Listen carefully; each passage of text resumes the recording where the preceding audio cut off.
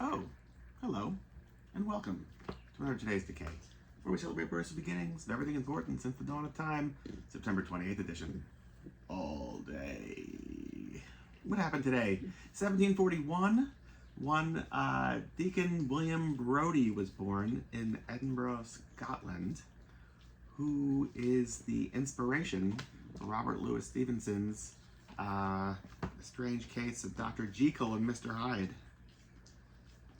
But he was a real life person who led a double life as like one of the highest, most esteemed people in society in Edinburgh, and also a dastardly criminal who was a crook and a general scoundrel, I guess you could say. And it's very questionable if he actually died on the gallows in front of thousands of people, or if he was wearing a metal collar and bribed the hangman to let him escape. Possibly he went off to Holland, to be determined. But whether he did or didn't, he certainly inspired this tale by Robert Louis Stevenson. I was lucky enough to go to Edinburgh a couple of years ago, and I was really kind of blindsided by the fact that this is like the gravedigger capital of the world. Maybe not exactly, but certainly it is filled with history, 6 feet down or so removed. Robert Louis Stevenson lived there, wrote Dr. Jekyll and Mr Hyde, The Body Snatcher, Burke and Hare are also from Edinburgh.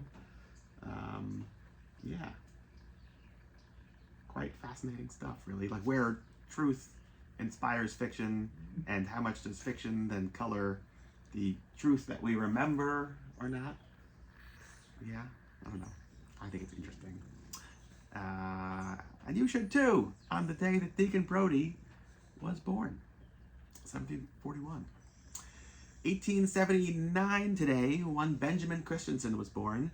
He was I think he's from Copenhagen, some Danish, but maybe he's Swedish. Anyway, in one of those areas, one of those ishes up there.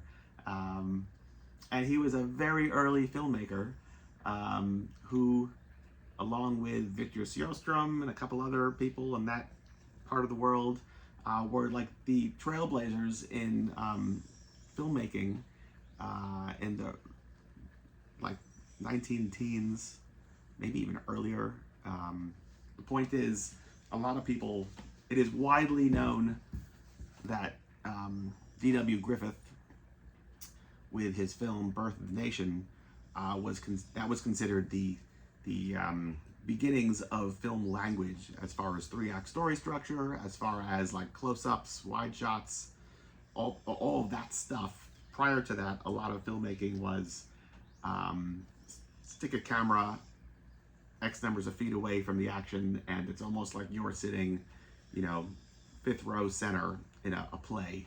And a lot of people, not a lot, it's like widely known that, like, unfortunately, considering it's like Klan romanticizing and even like was responsible for the KKK having a resurgence, that the birth of a Nation is considered the beginnings of like modern film language. But I would argue, and I'm not alone in this, that the likes of Benjamin Christensen, Victor Sjöström, and like that series of filmmakers were actually doing more technically advanced and more interesting and significantly less racist film techniques at the same time, if not even before Birth of a Nation. So yeah, Benjamin Christensen. Oh, and added bonus, continually went back to the occults and horror and just weird content before there was a like horror genre. I mean, like decades before there was a horror genre. Benjamin Christensen, I'd say the movie that's like the most startling would be Hacks on Witchcraft Through the Ages, where he casts himself as a naked devil churning butter and making witches kiss his naked rear end. And what else? He then comes somehow that movie brings him to America, where he makes 7 Footprints to Satan, the A. Merritt movie or novel that features a like Art Deco haunted house, beastmen, caped and cowled, Satan himself. One Lon Chaney-esque character after another, and all of the intertitles are really nothing more than, run to the grand concourse if you fear for your lives, all hail Satan! And like it's just like that's basically all the dialogue in the whole movie. It's like a carnival haunted house ride more than anything, in the best way possible. I couldn't say that in a more positive way. He also makes a film called The Haunted House, right around the same time, which unfortunately is a lost movie, but looks like a ton of fun in the Cat and the Canary, the Bat Whispers, Last Warning genre. He makes The Devil's Circus, that although has a really great theatrical opening, doesn't go back to the more horrific and occult concepts later in the movie. But in place, we do get Norma Shearer, I believe, is the star actress. It's a sideshow carnival film, and is well worth it. I remember seeing it at the MoMA X numbers of years ago, and was quite startled at a couple of scenes, of which I shan't tell you what happens. He also makes The Mysterious Island with Lionel Barrymore, although he bristles with the Hollywood studio system at this point and says, forget it, I'm out of here.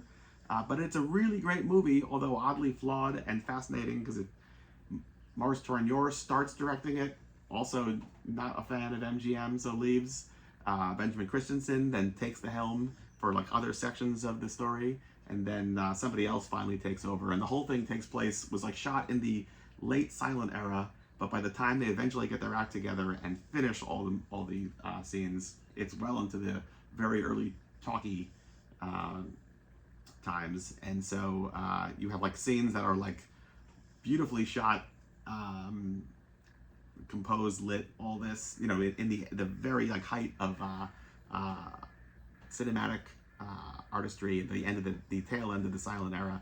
And then you can just see like how primitive and awkward very early sound technology is, with people like right at the like yelling into microphones that are clearly placed in like potted vases or something like that. Yeah, and so kind of fascinating that he ends his Hollywood career struggling and pushing back at the lack of artistry in Hollywood, when he's like one of the originators of the art form back in Denmark 25, I don't know, X numbers of years ago. Time flies. We must be having fun. Yeah. What else? Workers leaving the Lumiere factory, I believe, well, it was the first film to be screened by an audience on this day in 1895. So more love of cinema today, September 28th. And last but not least, The Damned released Smash It Up on this date in 1979. So, what are you going to do today? I don't know. I would say keep your breakables far away from Mr. Hyde, because, well, he's probably going to smash it up. Anyway, that's it. September 28th, from us to you. Till tomorrow. Bye.